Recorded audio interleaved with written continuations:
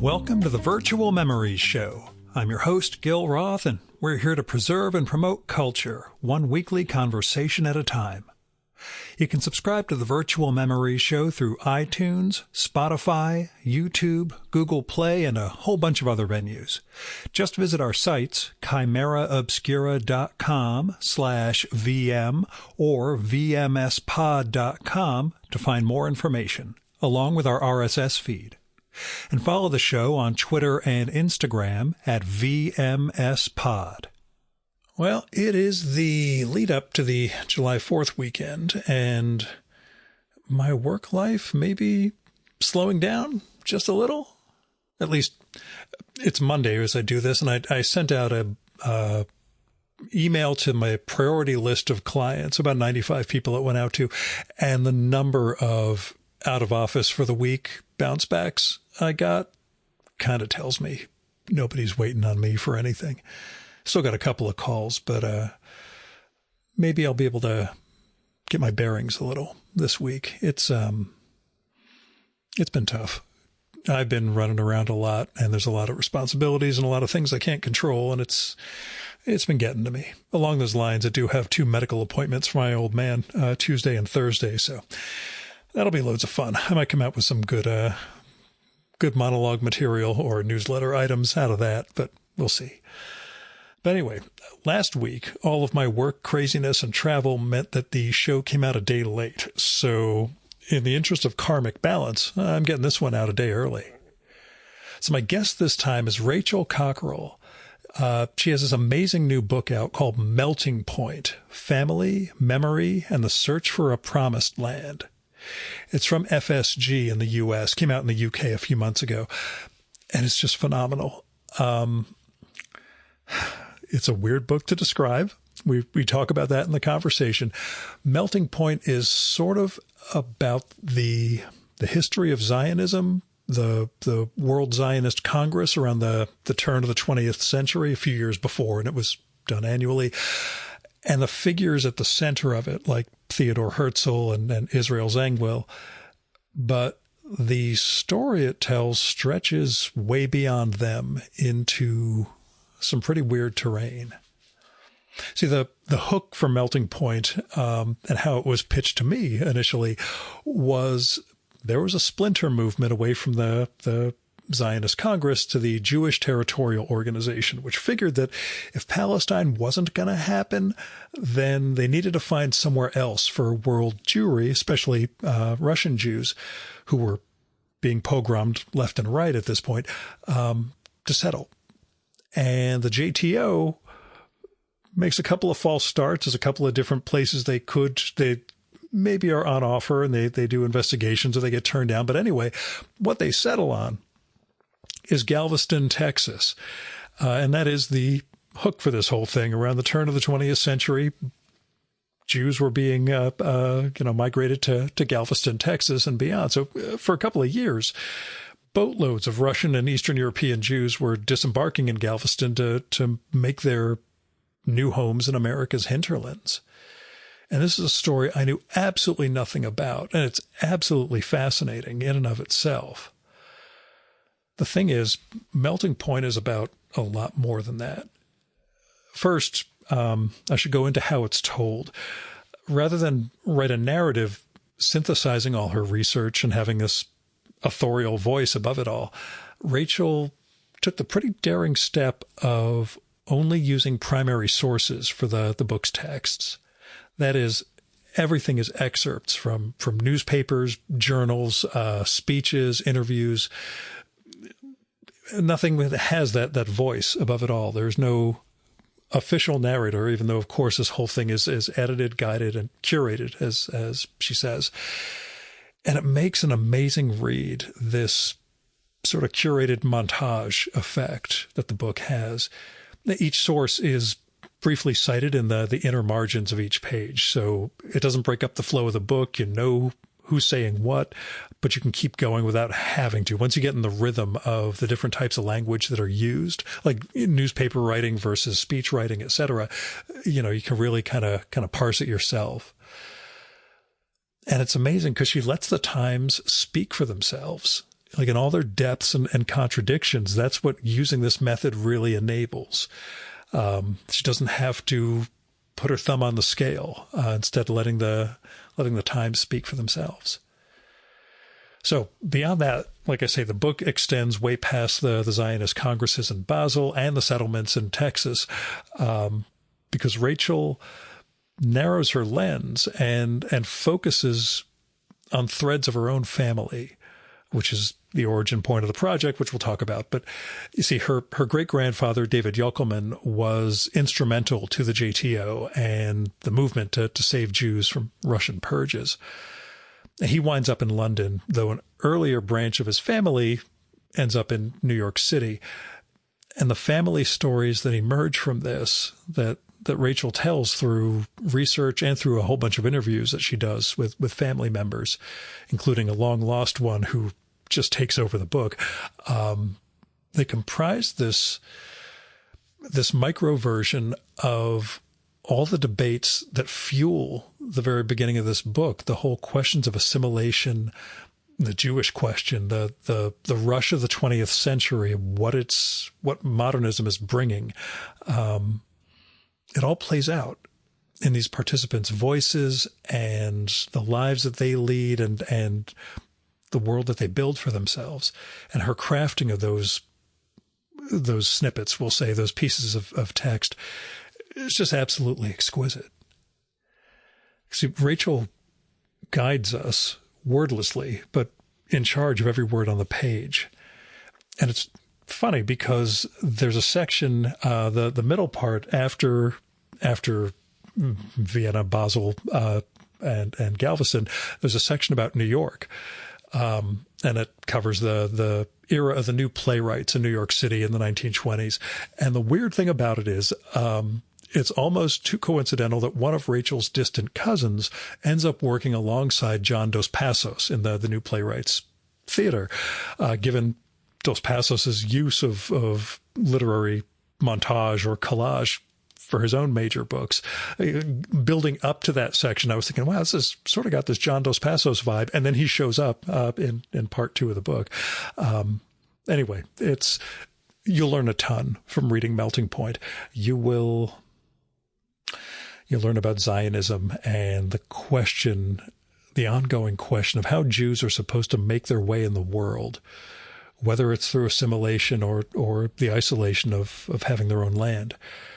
You'll learn about family, about literary reputation and how transient it really is, about life during wartime, about really specific and weird aspects of British culture, and about how some people moved to Israel for religion or culture and others just moved there for the weather.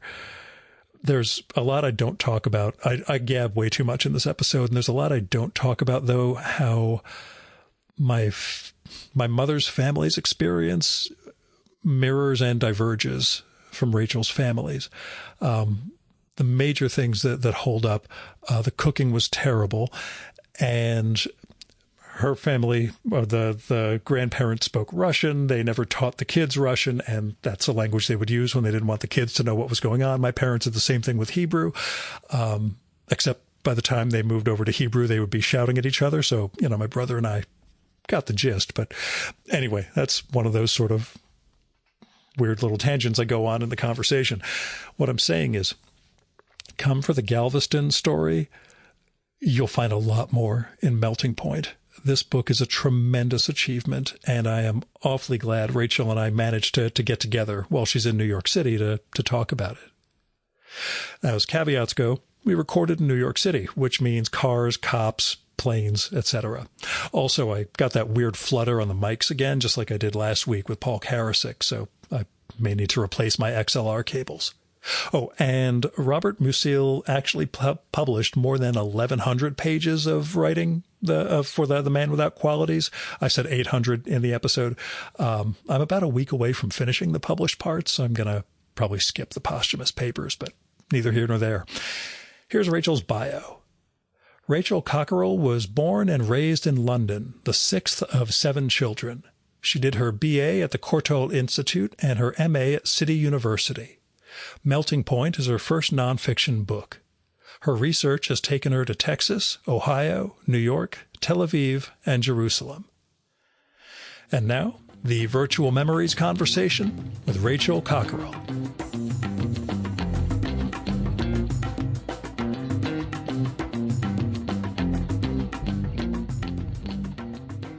So I know you go into it in the introduction, but tell me about the origin and how the book changed from what you thought it was going to be. I really just wanted to write a normal book. I had never really known much about my family. I knew that all I knew was that my grandmother had immigrated to London as a child at some point from somewhere vaguely in the Russian Empire. I couldn't have been more specific than that. And I started asking my dad and his siblings and his cousins about my grandmother. And I thought I would write this book set in North London during and after World War II, with the main character being my grandmother bringing up her children in this sort of crumbling, slightly absurd house in North London, 22 Mapestree Road, which is where my dad grew up. And then I began to wonder how and why my family came to London when they did. Eventually, my detective skills led me to find out that they arrived in London in 1914. And I thought, how did they get there? It's a coincidental time too. Yeah. I wonder why 1914. And so I started asking about my great-grandfather, and no one in my family could tell me anything about him beyond the fact that he was a businessman and wasn't worth bothering with.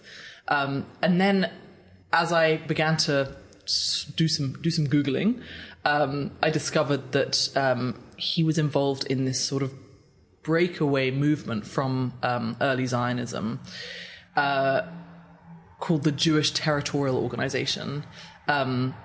And he led 10,000 Russian Jews to Galveston, Texas, in the years leading up to World War I. So I realized that he would have to be part of this story too. And then that led me further back to the founding of Zionism. And what began as a sort of straightforward book became a sort of half history, half memoir. It starts with sort of, historical figures in quote marks, and it ends with my family in North London. And I guess, this phrase that I was always thinking about was the unresting chain of events. The way everything is shaped by everything else. Every family is intertwined with history, whether they like it or not. And if you trace something far back enough, you find that its roots are quite unexpected. Yeah, in my case, 1938 Bucharest for dad and 1940 in Hendon for mom. So there clearly was history leading him to who they were and how I ended up in northern New Jersey. But talk a little about that process you went through in first trying to write this narratively, or to have your own voice as part of it, and then the process in which you fell into the mode of solely quoting primary sources throughout. Yeah, so this is something I never really mentioned in the elevator pitch. I say that this is a book about my great-grandfather who helped Russian Jews get to Texas. Yeah. And I never mentioned the strange form the book is written in, which even saying written feels a bit false, a bit phony. I have recorded with Ruth Skur for the book after her John Opry book, and with Nicole Rudick, who did the same thing with Nikki de Sanfal. So, I was on board with the form of it, but, You know what? I'm surprised that I was on board with the form of it. Yeah. Because I started this book in 2019, and I'd never really read any sort of experimental books or books that were sort of unusual or weird or unconventional. And I just had a natural inclination against them, a natural sort of resistance towards That's not them. writing, that's just quoting. Exactly. Yeah. Or, anything with sort of strange, when you open the book and it doesn't look quite like a normal book, yeah. I would snap the book shut and throw it across the room if I ever sort of by mistake picked one up in a bookshop. And then I ended up writing this book, which is a bit weird and is I guess experimental. It didn't kind of feel experimental when I was putting it together. So I started, my first draft was a sort of conventional nonfiction book. Again, it goes back to me desperately wanting to just write a normal book. It was my voice interwoven with snippets from, diaries and letters and newspapers and so on. And I kept on having this instinct to take my own voice out. This book starts with the founding of Zionism and the first Zionist Congress in the 1890s. And, I was interjecting, making all these silly little statements and sort of paraphrasing things that I'd found, trying to put it into my own words, really acting like a middleman. And I realized that maybe you could just cut the middleman out altogether. I wasn't at the first Zionist Congress. Why not tell the story through the eyes of someone who was there? So, I guess just taking the opening of the book as an example, the first Zionist Congress is told through the eyes of journalists who were there. Theodore Herzl, who I'm sure we'll talk about, who wrote a diary. And so you get this sort of very reflective, his recollections of the Zionist Congress a few days afterwards, newspaper headlines, people's memories from, decades later when they're, old men looking back upon their youth. And I wondered if I could sustain this all the way through the book, having the story told by eyewitnesses. And it felt like a kind of tightrope walk. And as I was redrafting this, I was constantly falling off the tightrope. I would get to a point in the story where I knew that something had happened, but I didn't have the right letter or paragraph from a newspaper or interview to put in. It was just something I had, read in citations or just vaguely knew had happened. And then I gradually started filling in all those gaps, and I could stay on the tightrope for longer, and I would fall off less often as I got to draft 87. And then, it dawned on me one day, maybe 2 or 3 years into writing this book, that I could maybe get through the whole book without falling off the tightrope. Or fake it. You can always invent sources. No one's going to check. I'm just kidding. That's... You know what? It's interesting you say that, because a huge inspiration for this book was Lincoln in the Bardo by George Saunders. Mm-hmm. And that book, it's kind of similar to my book in that it's there are primary sources in there and there's no voice of the narrator. But also George Saunders makes up half the sources. So he calls it a novel. It's sort of half fiction, half non-fiction. And when he was embarking on this project, he sort of asked himself, am I allowed to do this? And then a voice replied to him in his head, it's your book, do what you want. And that was something, again, that I just came back to. It was very useful to have that voice saying, it's your book, do what you want. We have all these ideas of rules around writing nonfiction and writing history. And I think we don't have to be so strict with genre.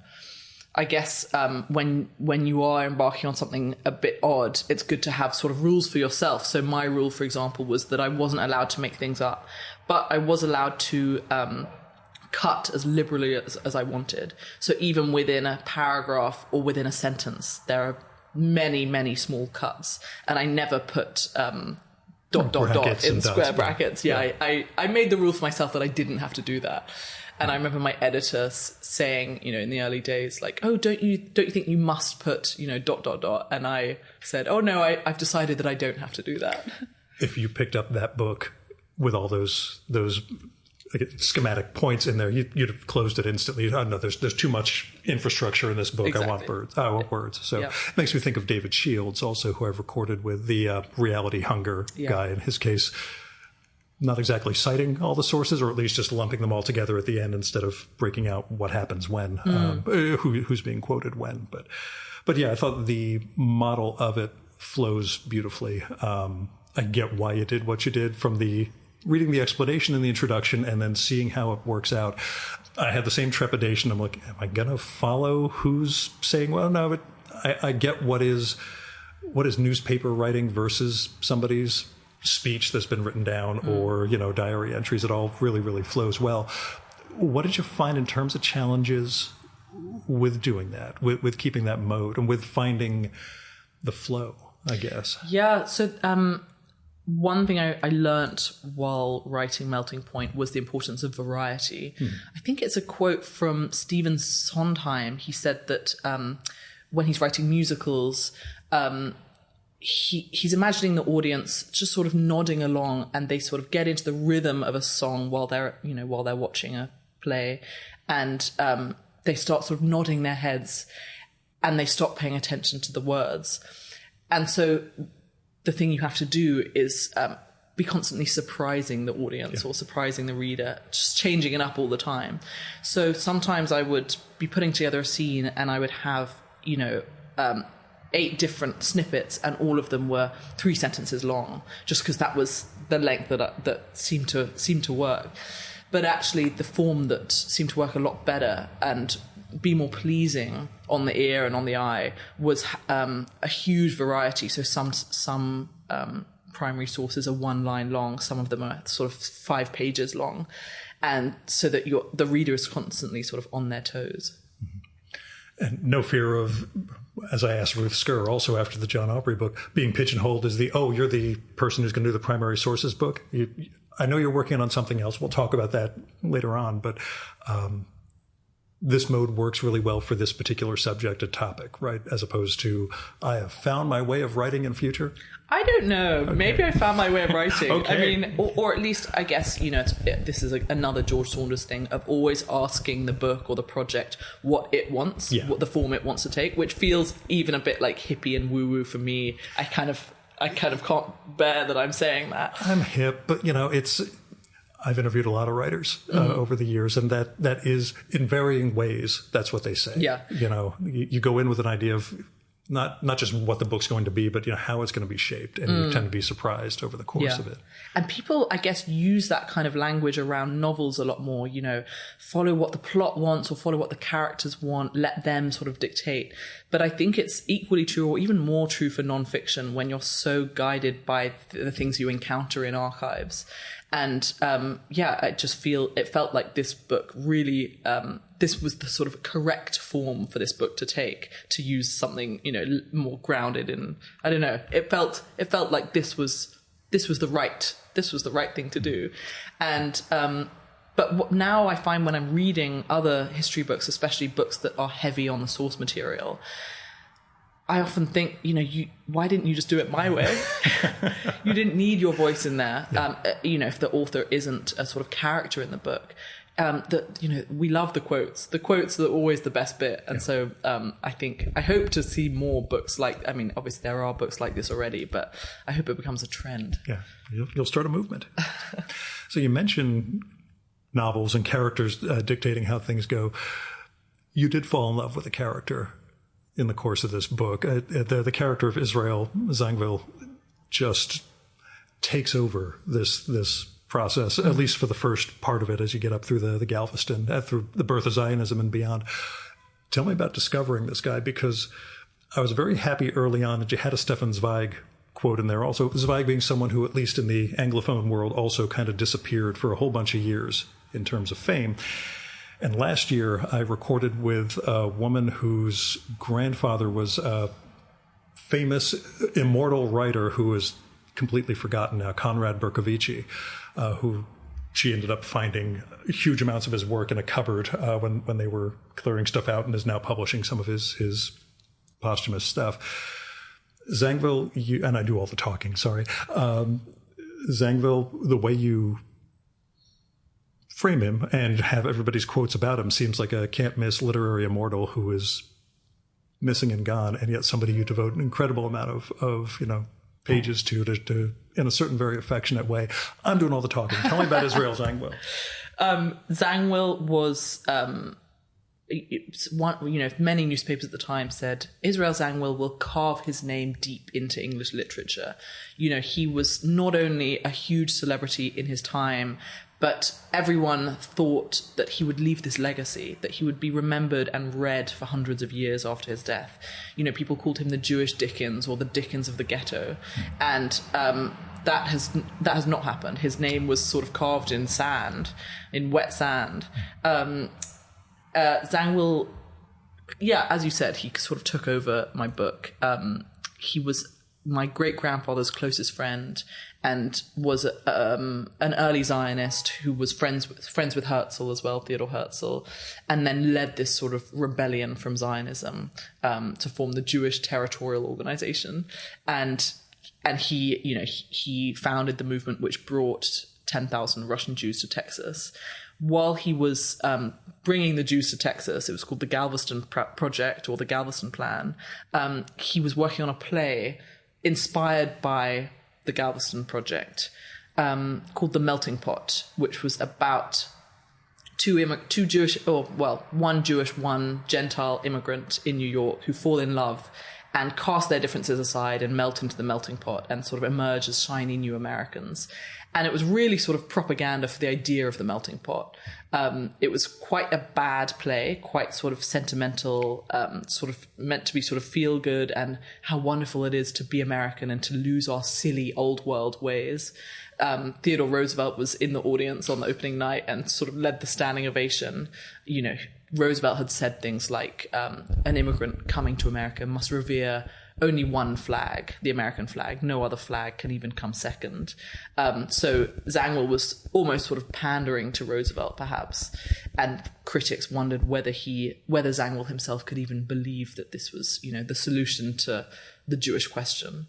So I think Zangwill thought that his legacy would be the Galveston Project, and it ended up being this terrible play, The Melting Pot, which, is no longer really performed. But Americans didn't have a phrase for the idea of assimilation and American assimilation, specifically assimilation in New York, before 1908. And then after 1908, they had this phrase, the melting pot, which is still used today. All my emails, my book is called Melting Point. I know, and I've tried very hard to make sure I don't misstate it. So. Yeah, and you're one of the few. I mean, at the beginning, I thought like, oh, come on, get it right. It's not melting pot, it's melting point. But now I find it quite charming the way everyone just says, oh, your book Melting Pot. It's almost like me and Zangwill are sort of sharing something. I would never have wanted to steal his title, but I kind of accidentally have. What I found fascinating, there's many things I found fascinating, the idea that the Galveston Project itself originated out of the idea that New York was getting too many Jews. And that sense of if there are too many of us in one place, you don't assimilate. You end up forming a shtetl in the Lower East Side or elsewhere. That sense of, trying to find something else in America, and how Zangwill himself, the stuff that you quote about him earlier on is very non-assimilationist, or Zionist in its way, and how we don't get the moment where he has the change. We get the change where, okay, if I can't get a new Israel, then, we're going to have to put Jews somewhere, and we're going to have to America's going to be it. What do you think the moment was for him, I guess, seeing how the territorial organization was evolving and where his mentality was around, and then we'll talk about assimilation and our Judaism and all this other stuff after, I guess. The cops are coming for us, too. So. At least in New York, it's not secret police. Yeah. So you mean the moment when Zangwill realized that America was... A, America was the outlet. B, when assimilation became palatable, I guess.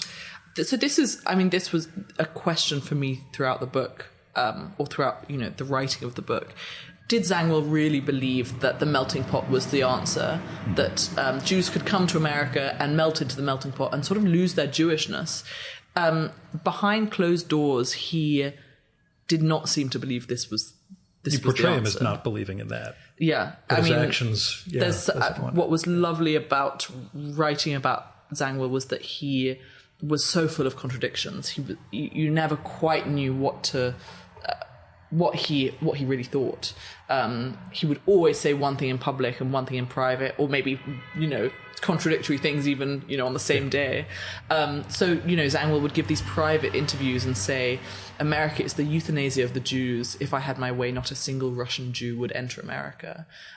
He lamented Russian Jews marrying out and changing their names, and yet he married a nice Christian girl. There's a lot of interfaith marriages taking place in this book. So, so many, and had children who became sort of English more than they became Jewish. And yet in public, he was saying things like, the great American West is the new Jewish homeland. I to this day, I don't know what he thought really deep down. I imagine that he was anti the melting pot, despite the fact that he coined that very phrase.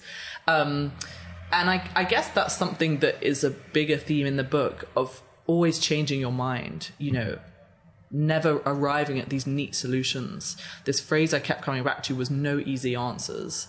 I hope that the reader is sort of changing their mind every page or every few pages, because, you know, it's this, the whole, you know, the book is about the search for a promised land, and it's this question of a Jewish refuge being turned around over and over again over the decades, and nothing is ever so neat and so easy as we want it to be. And exactly what you were saying about taking your own voice and the current day perspective out of it, seeing all those arguments happening even in the lead up to the 1930s. And it's, we know where this is going. They don't know where this is going. And they're trying really hard to, you know, accommodate the world as they know, you know, is coming. But they, again, nobody could see where it was really headed until 33, where things were really starting to get bad. It's fascinating to me, the sense of people who were making history in the process. And I knew nothing about the Uganda concept, the idea that, you know, I knew there was, you know, various African proposals over the years, but, you know, debating whether to have a massive Jewish settlement in Uganda was news to me. Yeah. While the book is largely, I'll say, hooked on the Galveston side of things, it's really a 3-part, if we could say 4-part, by the very end, a 4-part project in terms of Zionism as it starts, and the Galveston Project, then New York, and then your own family as another part of your family is growing up in England.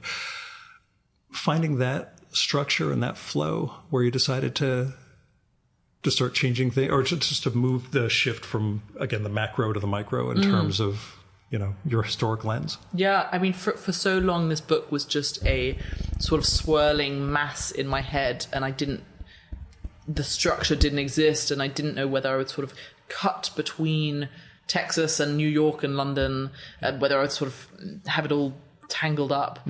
And then I guess a form or a sort of structure sort of emerged. I realized that I wanted to be in Texas in the early 1900s, and then I wanted to shift to my grandmother's brother in New York in the 20s and 30s. Half-brother. Yeah, Thank you. I always say that because I have a half-brother, and I'm really punctilious about that because I don't want to be too associated with him. But anyway, go on. You know what? I'm the opposite. I have half-sisters, and I always call them my sisters. And you're probably on better terms. Yeah, so. So my grandma's half-brother immigrated to New York as a boy, and he was called Emmanuel Jockelman.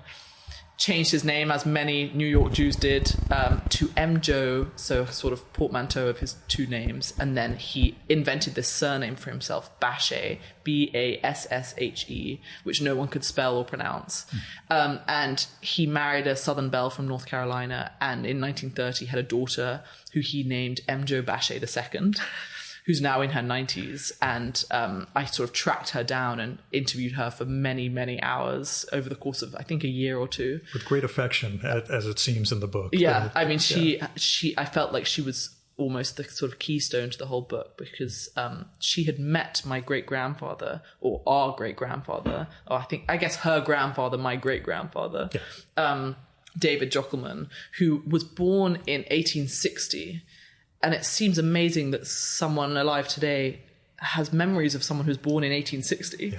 But, you know, I guess that's the way generations work. And the generations in my family, there are sort of quite long gaps between them. People have children late in my family.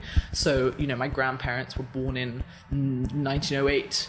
And it's just quite useful because it feels like there are still these memories from, you know, people who were born more than a century ago.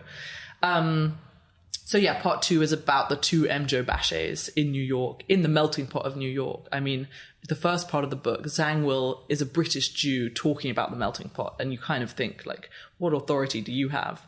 And then I wanted to sort of plunge the reader into the melting pot and sort of see it for themselves.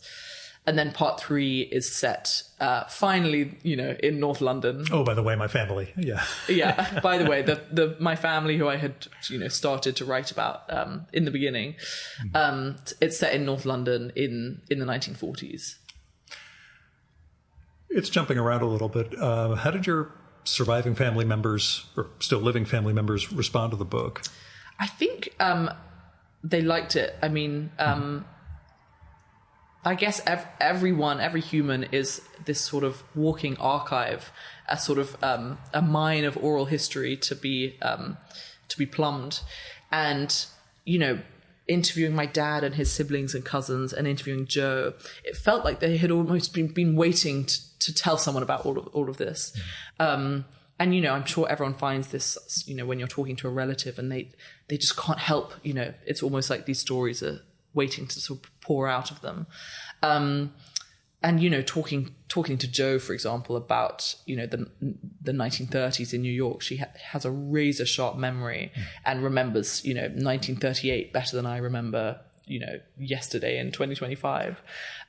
So I think they appreciated the fact that I was sort of almost memorializing this, their memories of the 20th century, which will die with them. I think they were. I think they've been pretty happy about it.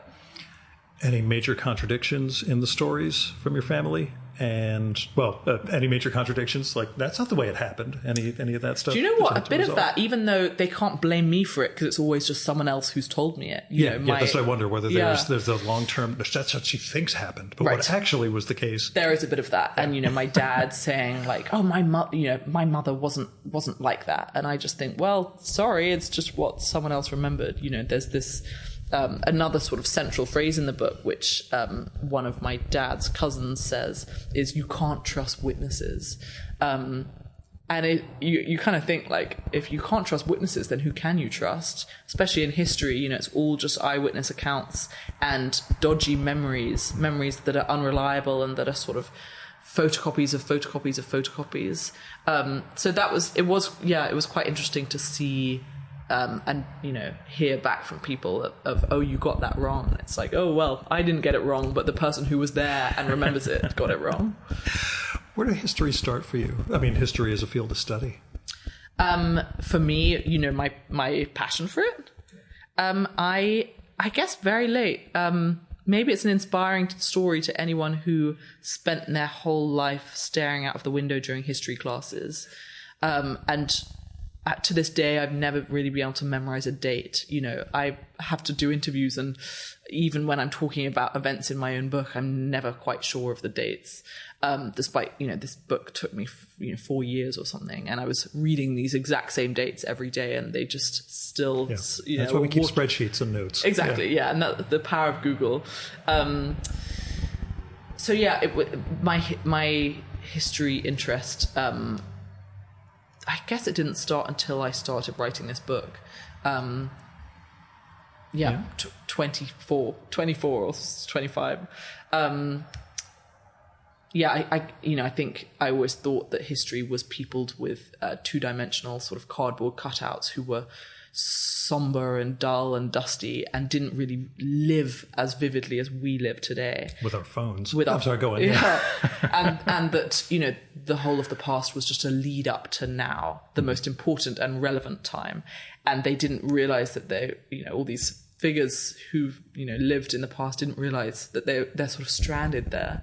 How sad that they were just the build up, the sort of prologue to now, here and now. In black and white too. In black and Didn't white, have color back then. These, you think of these, the first sort of, film footage where they're sort of moving jerkily and too speedily, and you think like, oh, how dull life was then.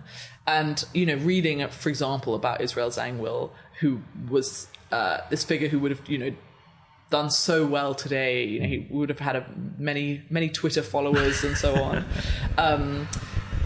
I just realized that, the early 20th century was maybe even more interesting and funny and weird and ironic and vivid and relevant than the 21st century. That was my impetus. I told you before we started the probably the farthest I've traveled solely to record an episode was flying to England to record with Clive James. And it was largely the book Cultural Amnesia, which focuses on turn-of-the-century Vienna and the coffee house scene and just how vivid and insane the intellectual and artistic life was. And it was just, we don't really have anything like that. And of course, they didn't know what was coming. And, that hindsight, can hurt in a lot of respects. But, you with this book really managed to, I'd say, bring them to life in their own words in a way that's, it's got your narrative hand to it, but, I found completely fascinating. So, but yeah, you really didn't have any historical interest until the, hey, I should write about my family moment. I think so, yeah. I only discovered myself in this world in my 40s, so I still got time to find my niche, I suppose. But we'll talk about assimilation. Talk about actually how your thoughts about Jewishness changed or didn't change over the course of this project. I was only so vaguely aware that I was Jewish or that I was partly Jewish when I started writing this book. I knew that my grandmother was called Jockelman, but I didn't really know how it was spelt. It was when I found an obituary of my great-grandfather in the New York Times, and it said, his name was a household word for Russian Jews across the empire. That I thought, like, oh, so this is, this is my sort of lineage and my legacy. My grandmother arrived in London as a Russian Jew. She was a child, but Russian was her mother tongue, and she had grown up, in Russian Jewish life. And then she decided to become more English than the English.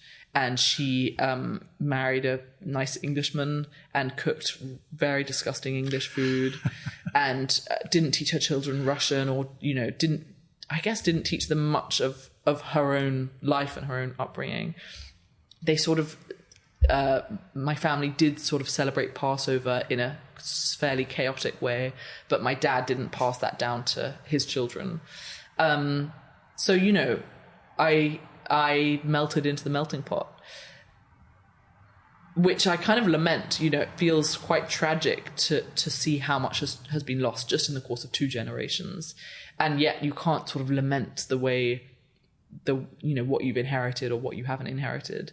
Again, it's this thing of changing your mind. Is the melting pot good or bad? I still can't decide. I was going to add, that was my next question, was your position on assimilation. And did you find yourself looking more into Judaism as you, not observant, but culturally in terms of who you are? Yeah, I still, I guess I found some things out, but I still feel like a kind of outsider, maybe even like an imposter when I'm, when I speak to people who are really, Judaism is a strong part of their identity. That's, we all have that sense of like, that's your world, that's cool, but I feel much more like a Londoner or an English person, and even that is just, I claim that as my identity, and I'm only in London because Israel Zangwill said to my great grandfather, you should get out of the Russian Empire, come to London. Your future belongs to England, and your daughters are destined to become English. And he was right, at least about my grandmother. So that decision of coming to London was almost, it seems, sort of spur of the moment and spontaneous, and that's what I think of myself as. It's all these snap decisions made by your ancestors form who you are. We're all based on contingency. It's just for people with Eastern European Jewish heritage, it tends to be a little more contingencier than other people. I like that. In terms of we managed to survive. Somehow, somebody made the decision to move here 1 generation before everything got razed, or 5 years before everything gets destroyed. I love that contingency. Yeah, feel free to use that. If more interviews come down the line, just, I don't need credit. Again, you can quote without quoting, but it's It's been a question for me, especially over the course of doing this project over the last 12 years. A number of authors I've recorded with, like Daniel Goldhagen, the guy who did Hitler's Willing Executioners, about whether anti-Semitism inculcates any sort of more observant Jewish behavior in Jews, along the lines of, if we're going to be persecuted anyway, I may as well, practice a little. Or the flip side of, I'm going to get persecuted anyway, it doesn't matter how much I practice or not. So I guess in that respect, do other people see you as a Jew? Well, my name is Rachel, and so they kind of think, maybe you're Jewish. They hear Cockerell, and I've had people say, is that Jewish? But, I guess it's, if the genders had been switched in terms of my grandparents, my surname would have been Jockelman. That was my grandmother's maiden name. And I think maybe if I was Rachel Jockelman, that would have made me feel pretty much more Jewish. Yeah. I'll say honestly, Gil Yisrael Roth is pretty bad, but the other two choices were Hiram, because my father was a Mason, and that was apparently the king of the Masons, or Joachim.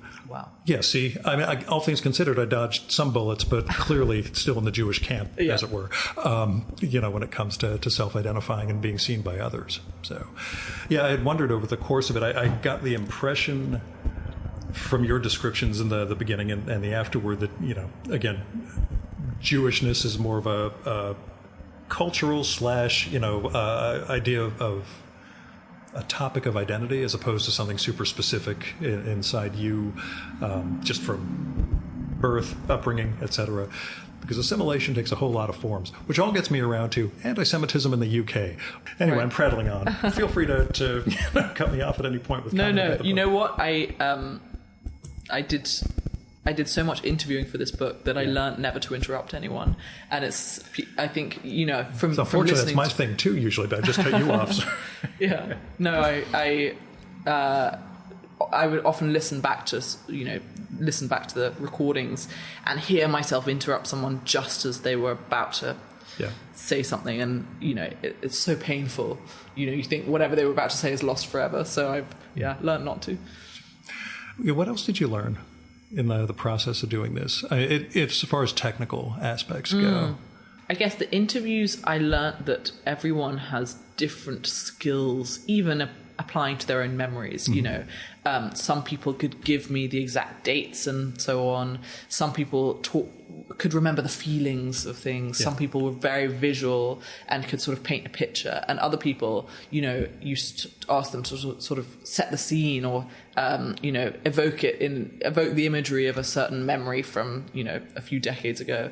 And they just say, I don't know. I can't be doing that.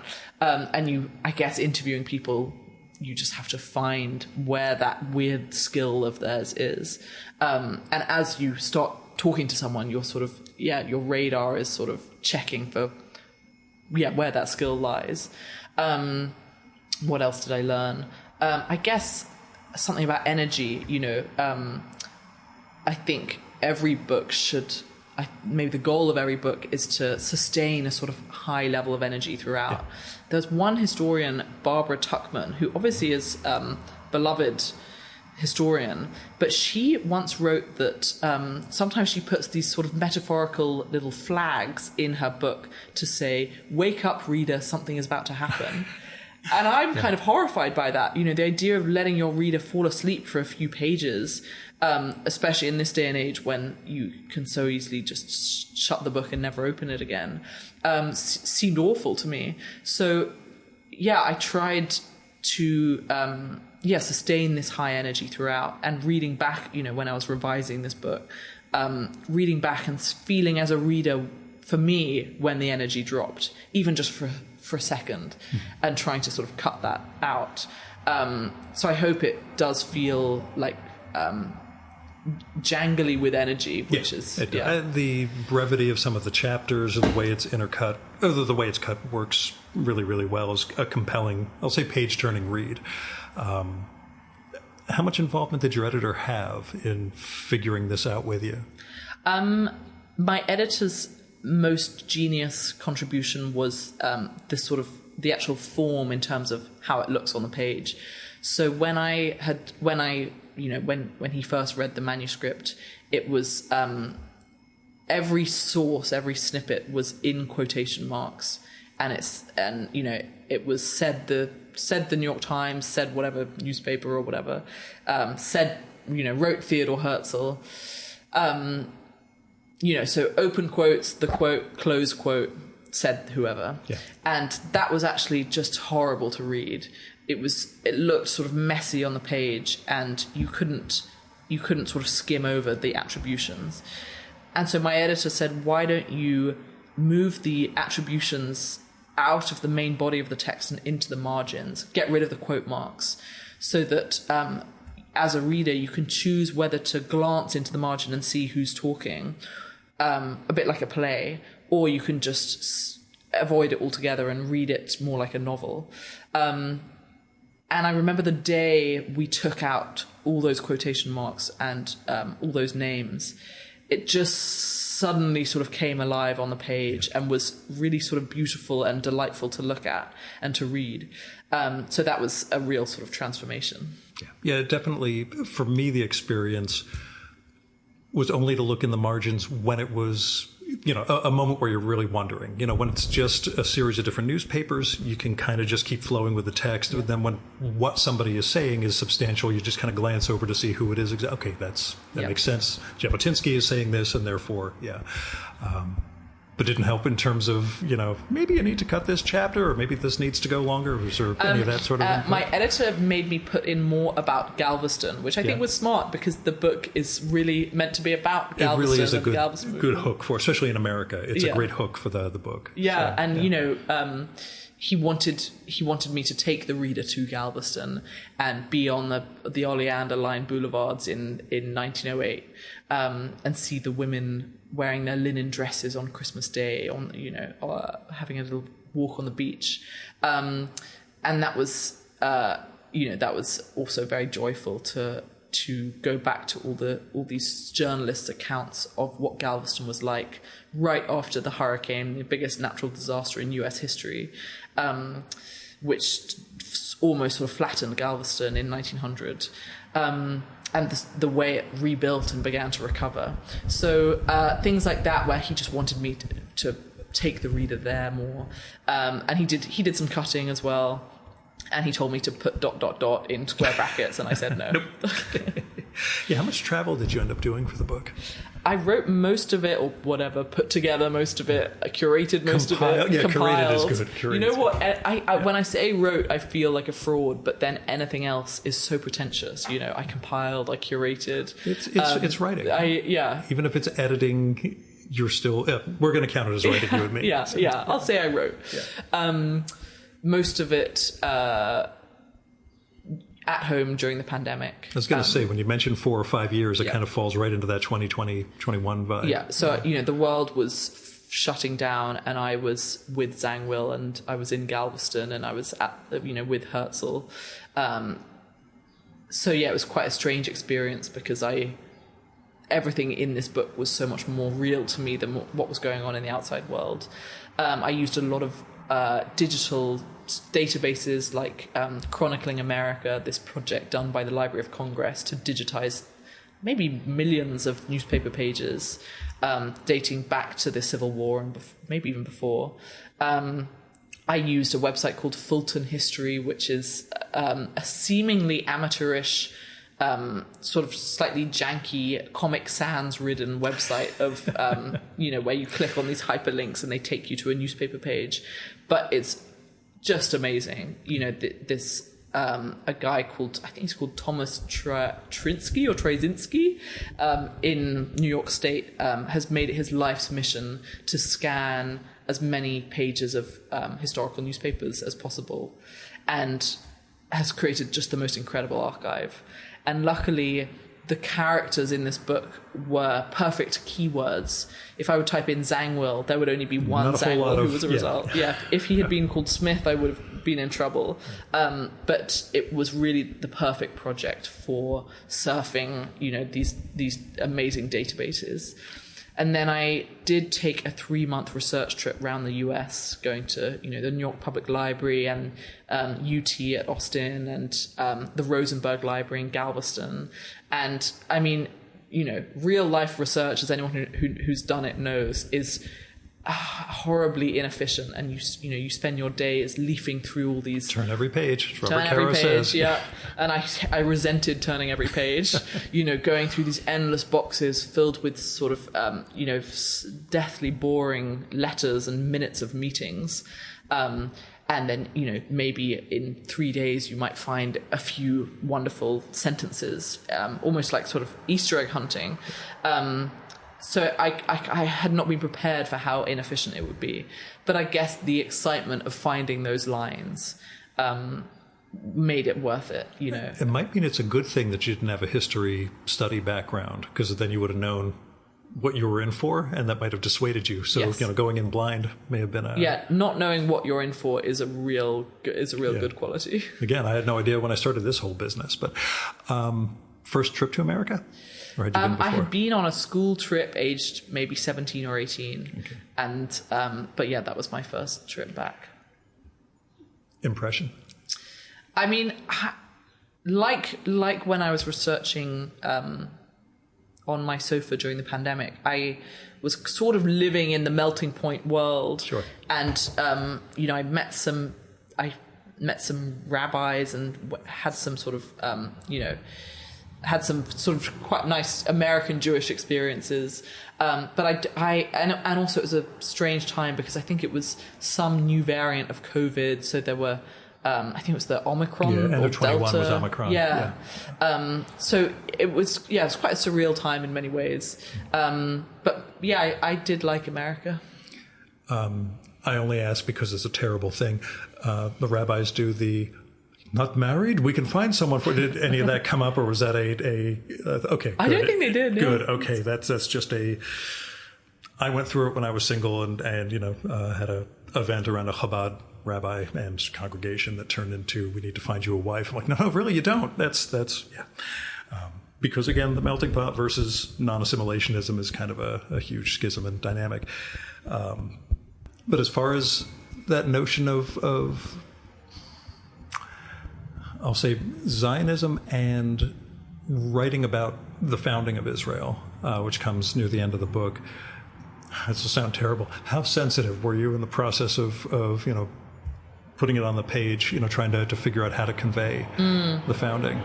Yeah, I think I'll switch. Can these microphones pick up the planes and things? It's fine. Great. It's just part of the ambiance. Yeah. I always have a caveat section in the introduction where I say, recorded this in New York, so deal with it. Yeah, deal with it. Yeah.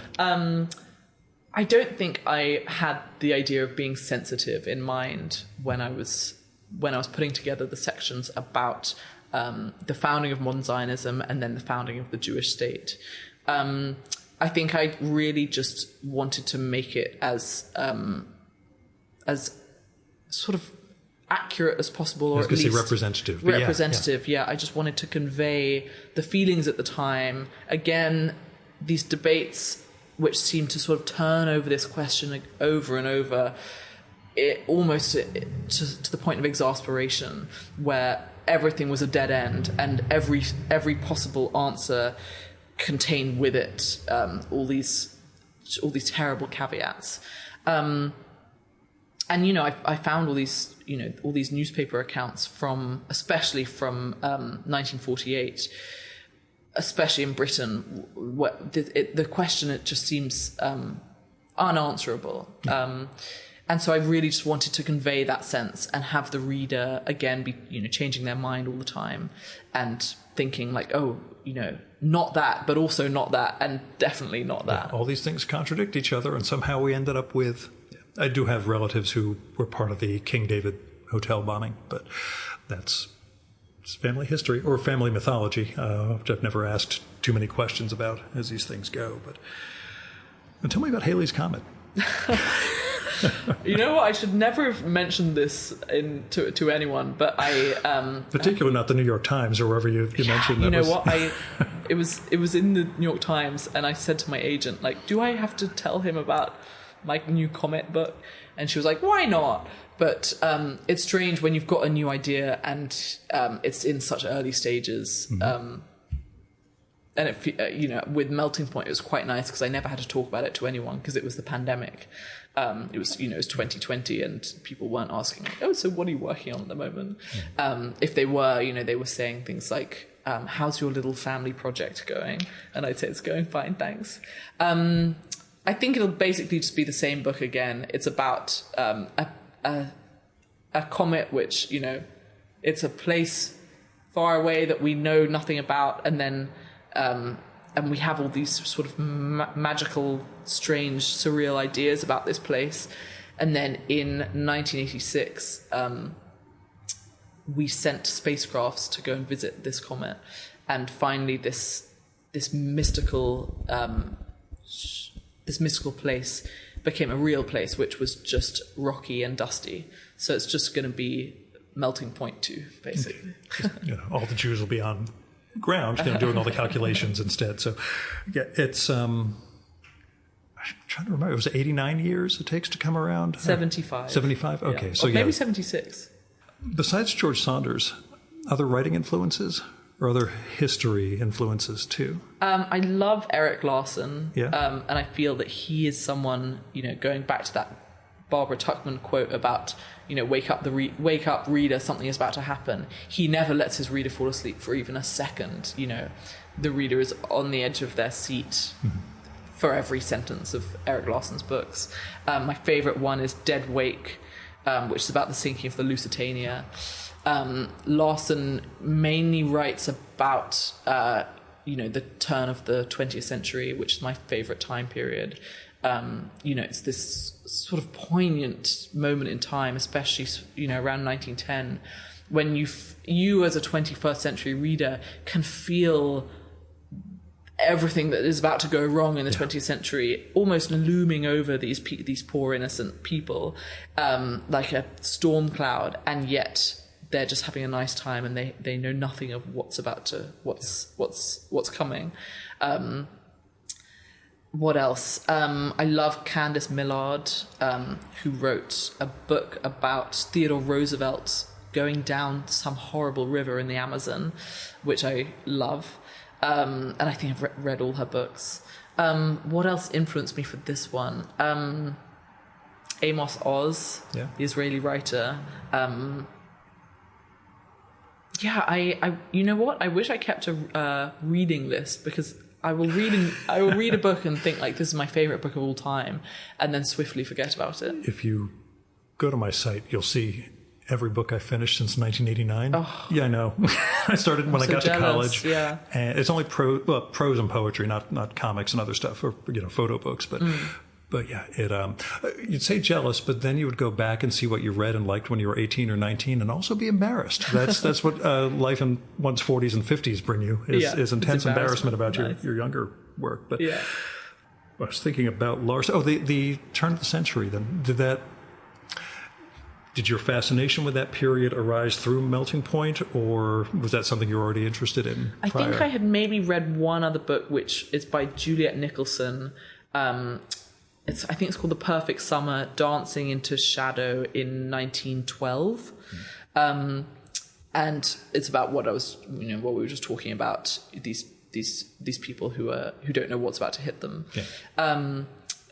And it sort of takes you across London in 1912, in the summer of 1912. And I think I read that before I started Melting Point, and I thought, oh wow, sometimes non-fiction feels like time travel.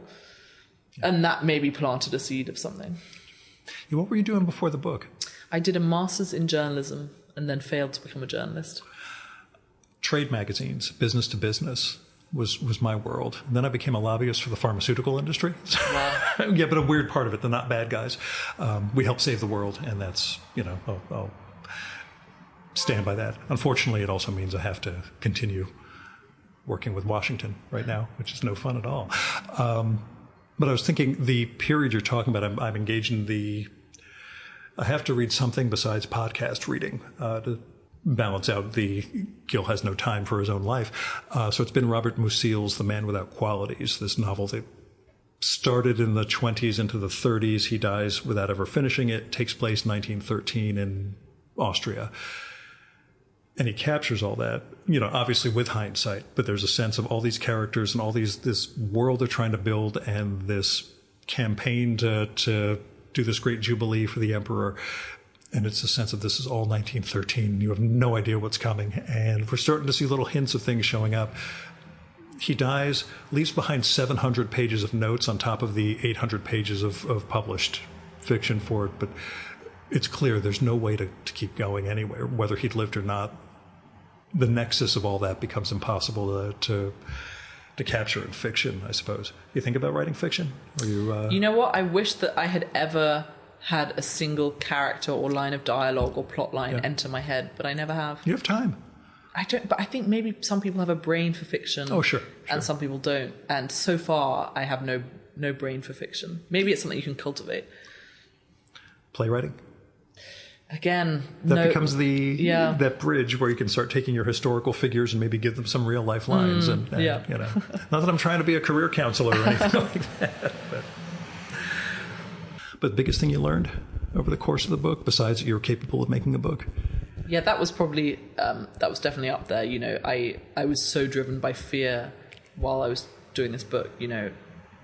I kept on thinking like, oh, I will never finish this. This will be a half-written Google Doc forever. And I'll get to 90 and think like, oh, I have that half-written book on my hard drive somewhere. So that was, seeing that I was capable of that was a nice lesson. And then biggest thing I learnt. What answers have people given to this in the past? Sometimes it's about the particular subject they were covering. Other times, there's personal transformation involved. Maybe. Did you find yourself changing? I don't think maybe I should poll my friends and family and see if I changed. Maybe I developed a kind of work ethic, which was a big change. I was always... I've gone through my life as a real slacker, and I think I'm still a dormant slacker. But a friend of mine, a friend of mine once put it as he stays incredibly busy so that people won't realize how lazy he is. I like that. Yeah, that's nice. So. Yeah, and I guess I do feel that any writer is in some way sort of inept. They have trouble functioning in the real world. There's no one who, as far as I have seen, is very efficient and high functioning who writes good books. I think you have to be slightly shambolic to be a writer. So maybe I learned that was not necessarily a bad quality. I think maybe the biggest lesson was just that the past is, you can sort of go back there. And it is a different country. But, yeah. So what have you been reading? I warned you. You did warn me. My favorite book that I've read recently is Orbital by Samantha Harvey. I've heard that's great. Oh, yeah. I haven't picked it up. I was going to pick it up in Boston a couple of weeks ago when I was in a bookstore. I was like, I don't want to carry more stuff around. Oh, but it's such a slim volume. I know, that was my thing. I was kind of really half-assing. I wonder, I don't know if it's in paperback yet. It is. Yeah, it was. is. So it really would have just fit in your back pocket. It was a half-assed decision on my part. But it's strange, isn't it, when you get that voice in your head being like, oh, don't bother. I have to carry it back to the hotel, and then I've got to do this and this. Yeah, I mean, I really recommend it to anyone. Once you finish Melting Point, start Orbital. I will be telling everybody to grab your book first. But, but they get a little package. Your two new favorite books. It's just so beautiful and the kind of book where you have to just like look up every so often and stare at the wall for a while. I think that's my big one, that reaction, and I don't know if you've read it yet or not, Piranesi by Susanna Clarke. I've heard about it. It will knock you the fuck out. Oh, wow. Yeah. Okay, I want to be knocked the fuck out. I've never read the big one, that Norell and Strange book, but somehow I came across Piranesi a couple of years ago, and oh, shit. Yeah, it's exactly that impression that you're just reading it and I need to just stop for a minute here and breathe and kind of take in what I think is happening and how it's warping my brain. So that's a good part of what I do with the show, is always get new book ideas from people and try and poison their minds. I mean, give them suggestions too. So, but I will turn people on to The Melting Point as best I can, because I've got a Jewish mother, and I know she's going to be all over this thing, because she will be mad that I did not bring up enough of her family history in Poland and Ukraine leading into all this, and how they wound up in England too. But does she listen to your podcast? Amazingly, no. Well, she reads the email that I send out. I don't think she's figured out how to play podcasts yet, but exact same generation as yours. So that at least from the family tree that's listed in here. So, she's a Jewish mother. She'll get back to me anyway. But Rachel, thanks so much for coming on, and thank you for I'll say the gift of this book, because it really is a remarkable experience. And for a first-time author, and you are an author, you're not an editor, you're an author, this really is amazing. So, thank you so much.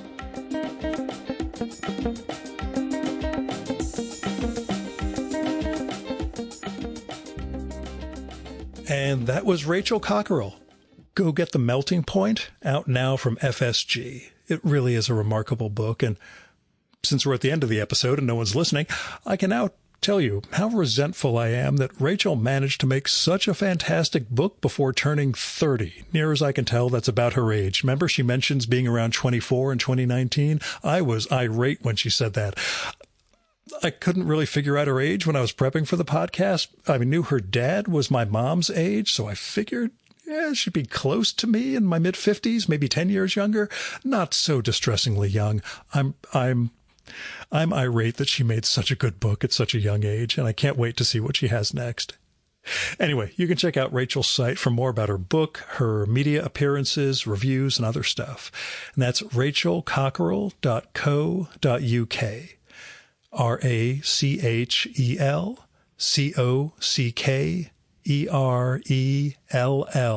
2 L's in Cockerell, -co-uk.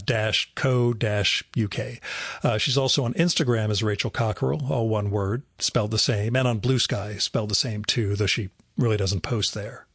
Oh, and I did go pick up Samantha Harvey's Orbital immediately after we wrapped up. There's a bookstore around the corner from her. Went there, found it, sent her a picture to let her know I got it. If you have not read the novel Piranesi yet, by Susanna Clarke, go do that. Our music for this episode is Fella by Hal Mayforth, used with permission from the artist. You should visit my archives to check out my episode with Hal from the summer of 2018 and learn more about his art and painting. And you can listen to his music at soundcloud.com/Mayforth. And that's MAY4TH. And that's it for this week's episode of the Virtual Memories Show. Thanks so much for listening. We'll be back next week with another great conversation. You can subscribe to the Virtual Memories Show and download past episodes at the iTunes Store. You can also find all our episodes and get on our email list at either of our websites, vmspod.com or chimeraobscura.com/VM. You can also follow the Virtual Memories Show on Twitter and Instagram at vmspod, at virtualmemoriespodcast.tumblr.com, and on YouTube, Spotify, and TuneIn.com by searching for Virtual Memories Show. And if you like this podcast, please tell your pals, talk it up on social media, and go to iTunes, look up the Virtual Memories Show, and leave a rating and maybe a review for us.